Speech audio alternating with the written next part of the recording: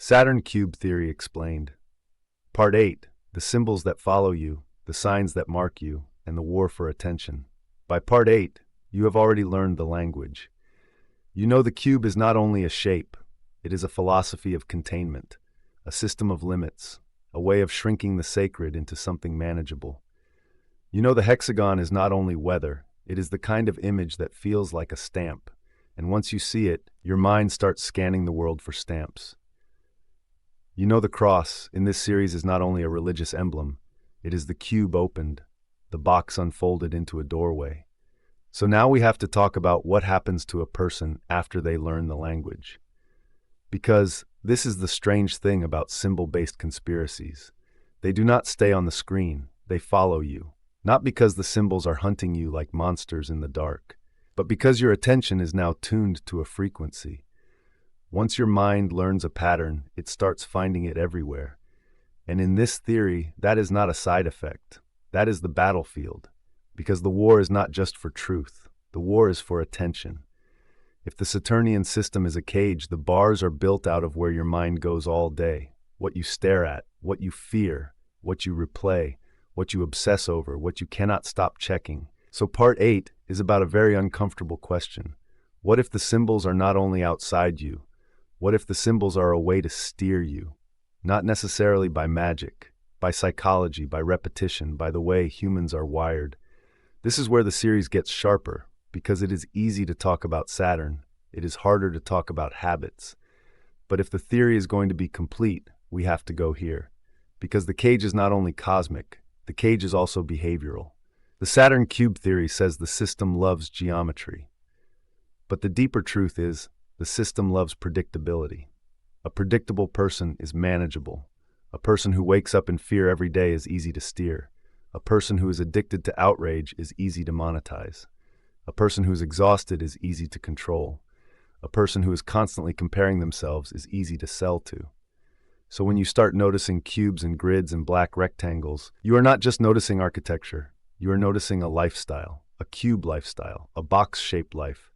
Wake up in a box, drive in a box, work in a box, shop in a box, scroll in a box, sleep in a box, and your attention is guided through 1,000 little rectangles, screens, windows, tiles, cards, apps, feeds. It is not a metaphor, it is a literal environment. So the question becomes, what is the meaning of the rectangle? In conspiracy storytelling, the rectangle is a portal and a prison at the same time. Because it brings you the whole world, and it also steals your whole life. It gives you knowledge, and it also drains your presence. It connects you to everything, and it also disconnects you from your own body. This is why people call phones black mirrors. It is not just because they are glossy, it is because they reflect you back to yourself, fragmented. 1,000 pieces of you, 1,000 impulses, 1,000 micro-emotions. None of them integrated, none of them whole. So part 8 is about the signs that mark you. In this theory, the system marks you not with tattoos, not with obvious branding, but with patterns of attention. What you cannot look away from is your mark. What you cannot stop consuming is your leash. This is why so many people who go deep into conspiracies feel exhausted, because the system does not have to crush them physically. It only has to keep them psychologically spinning. One more thread, one more symbol, one more rabbit hole, and your life becomes a labyrinth. So we have to talk about the labyrinth, because the cube and the labyrinth are cousins.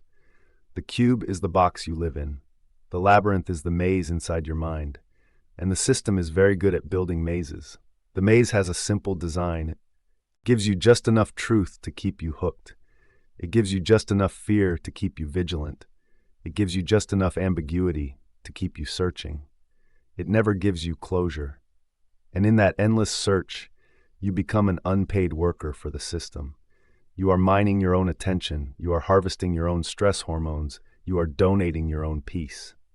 So the Saturn Cube Theory, at this stage, becomes a warning about how people can become trapped by the theory itself. A cage inside the cage. That is why part 8 has to introduce a new concept. Symbol literacy, not symbol obsession. Symbol literacy is the ability to interpret without becoming possessed. Because the truth is, symbols do have power, but the power is not always supernatural. The power is neurological. The power is emotional. A symbol can bypass your logic and go straight into your nervous system. That is why governments use flags. That is why religions use icons. That is why corporations use logos. That is why movements use emblems. A symbol is a compressed story. It is a shortcut, and the system loves shortcuts because shortcuts can steer masses. So when you see the cube repeatedly, what is it doing? In the Saturn Cube Theory, the cube is a signature of the controlling force. But in the practical psychological layer, the cube is a repetition device. It makes you feel like you are surrounded. It makes you feel like the system is everywhere. And that feeling can either wake you up or crush you. So how do you tell the difference?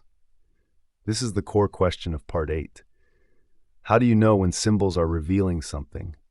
And how do you know when symbols are harvesting your attention?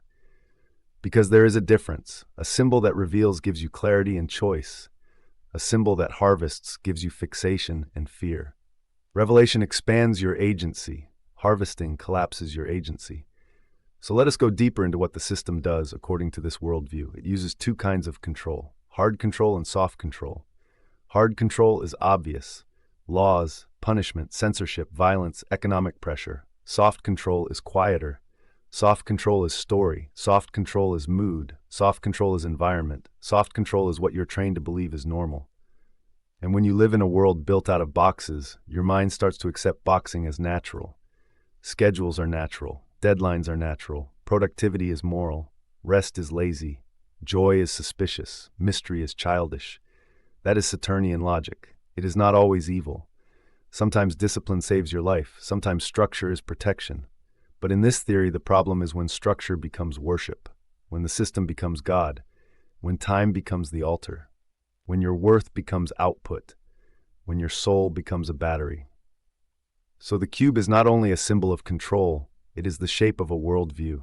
And the cross, in your Part 2 framework, is the disruption, the opening, the refusal to worship containment. So what does that mean for attention? This is where Part 8 becomes the most practical part of the series so far. If attention is the battlefield, then reclaiming attention is the rebellion. Not as a self-help trend, as spiritual warfare, because what you attend to becomes your inner world, and your inner world becomes your life. So the system does not need to own you. It only needs to occupy you. It only needs to keep you distracted, anxious, and reactive. And this is where we tie the Saturn Cube Theory back to what people feel every day.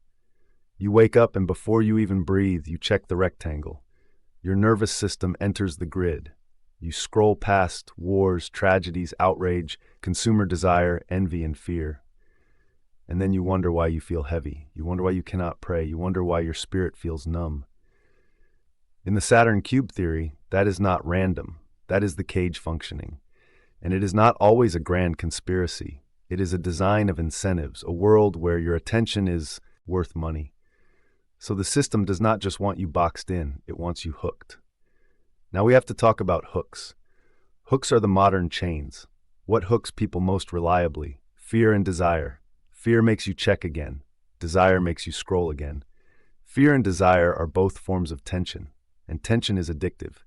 This is why the cube is so compatible with capitalism and media, because both systems run on tension. You are missing something. You are behind. You are in danger. You are not enough. You need more. You need to know. And if you do not break that loop, it becomes your religion. Not a religion of truth, a religion of constant hunger.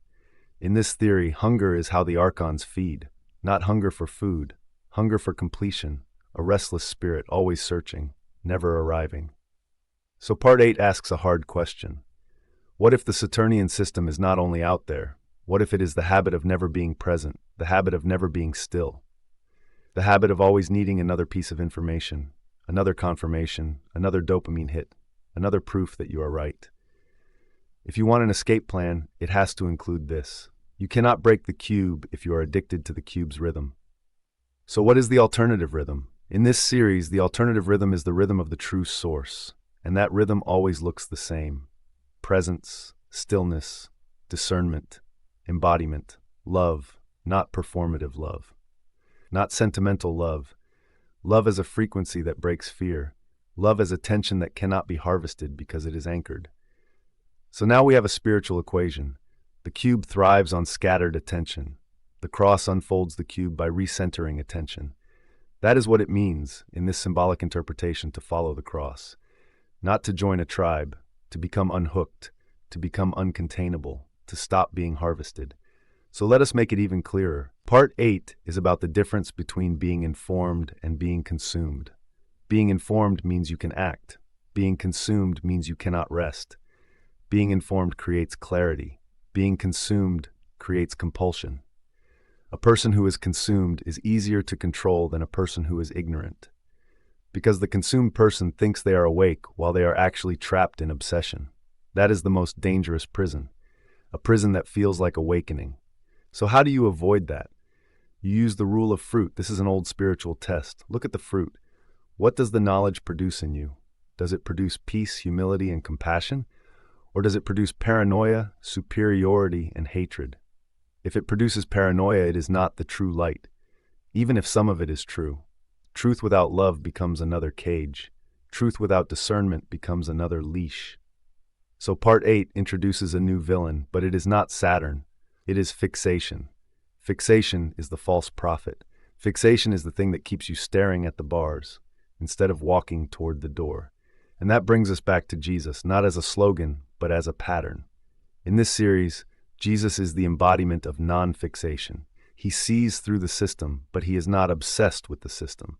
He names hypocrisy, but he does not live in hatred. He exposes control, but he does not become control back.